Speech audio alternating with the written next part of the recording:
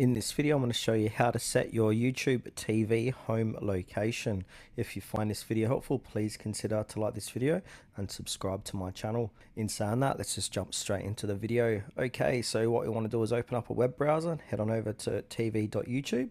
Now, once we're here, you need to make sure to log in on the top right hand corner. So as you can see, I'm logged in. Now from here, click into settings. And now once you're inside settings, on the left hand side we've got these different tabs. From here, click onto where it says area, and now you want to update your current playback area, so go ahead and click on the update button. Then it'll say current playback area. If this isn't your current area, allow us to access your browser's location so we can serve you the right networks.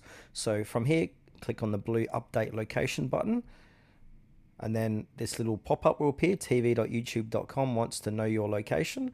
Choose allow while visiting the site or allow this time. So I'm going to do allow this time.